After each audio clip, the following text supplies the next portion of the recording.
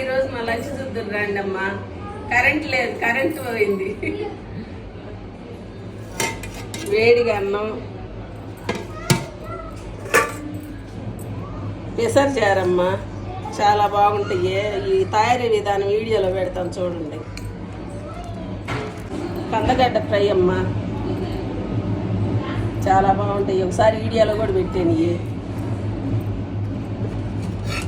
చల్లటి పెరుగు, చెక్కలు, జున్నమ్మా, జున్ను.